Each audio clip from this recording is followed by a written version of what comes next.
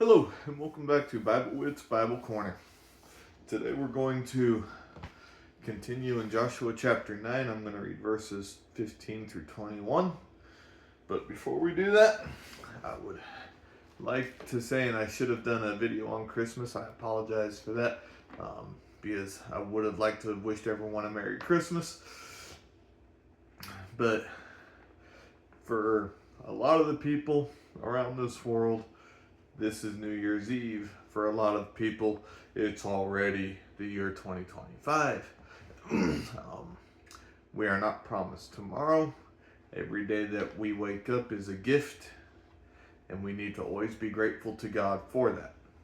So, if, Lord willing, we are able to wake up tomorrow, I wish everyone a Happy New Year.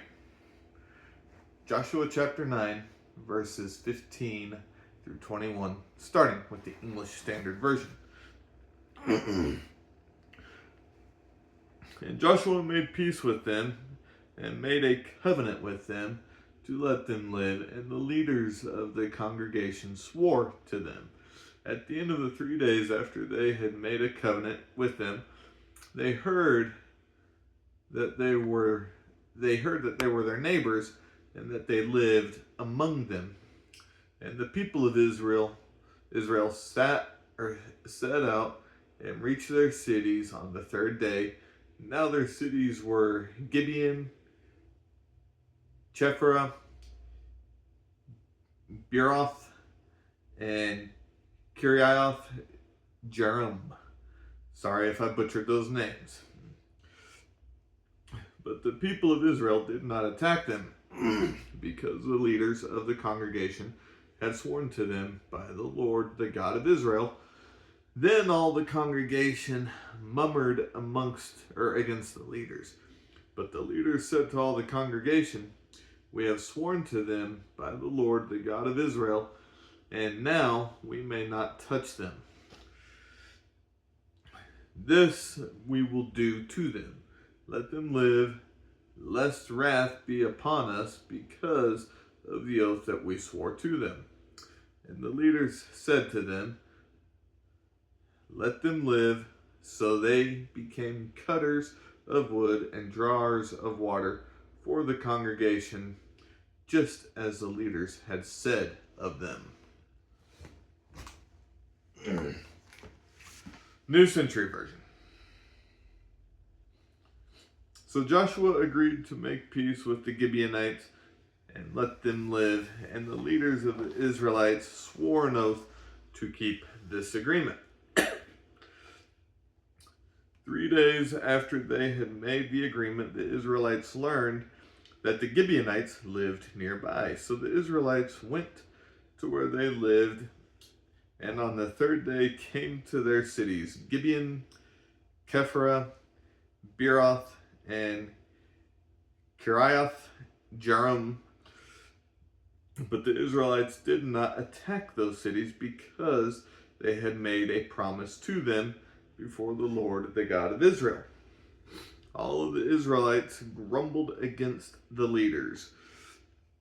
But the leaders answered, "We have given our promise before the Lord and the God of Israel, so we cannot attack them now. This is what we must do. We must let them live, otherwise God's anger will be against us for breaking our oath we swore to them. So let them live. But they will cut wood and carry water for our people." So the leaders kept their promise to them. Okay, so a couple of things I want to talk about with this passage. The first thing is keeping our word. When we make promises, it is very important to keep these promises. Otherwise, we would be known as liars, backstabbers, whatever term you want to use. We would not have a good reputation, to say the least. Now, that's keeping promises amongst ourselves, people here on earth. But if we make a promise to God and we break it, well, there's pretty much one choice if we continue to break promises. We either, when we die, we spend eternity in heaven with God, or we don't. And that's our two choices. Either eternal torture or eternal rejoicing. So, and the leaders of the Israelites were trying to tell the rest of the Israelites, hey, this is what we did. We have to keep this promise because we don't want the wrath of God to come upon us. So the people of Israel didn't like it, but they understood they had to do what was promised, because an oath made to God broken is not a good thing. Now, the other thing I want to talk about is, give me 1 second. I've said before, sometimes I need to glance back at the passage just to make sure.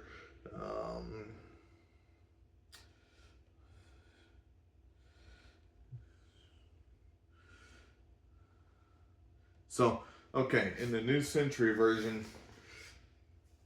the passage, this is the other thing I wanted to talk about. It says we cannot attack them now. So, what does that indicate? We cannot attack them now. What that indicates to me is if they break their end of the oath, then all bets are off. At that point, we can decimate this population. Okay, what does that mean for us today making promises? If we make a promise with someone and they don't hold up their end, can we completely annihilate them? No. We today, like they back then, still have to show the love of God. They had to show the love of God as well. Even though God was telling them to completely wipe out that whole area, they still had to show the love of God. So when we make a promise and someone breaks their end, we still have to show forgiveness. We still have to give a little bit of mercy. Does that mean we have to associate with those people anymore? I'll be honest here and say I'll let each person make that choice individually. Some people might want to continue to associate with those that broke promises. Others might not want to have anything to do with people that broke promises. That is up to each individual person. But understand, when we are baptized and become Christians, this is a bit of a long video and I apologize. When we are baptized, completely immersed and become Christians, each time we sin after our baptism, we are breaking our promise to God that we are going to live a pure life, that we are going to live a life dedicated to Him, free from sin. Now, we are people, we will sin, yes, but if we work hard each day to not sin, to show God we are trying to keep that promise, that's what's important. But if we show that we don't care about that promise, that's where the oath is broken. And it's the people that we make promises to and with, if they show and we show that we don't care about that promise, then that's where bad things happen. But if there's effort made that is seen that people are trying to do what they can to keep that promise, that's where mercy and grace and forgiveness need to come in. So anyway, I hope you find encouragement in all this. I do apologize for the long video. Have a wonderful, God-centered day. Bye.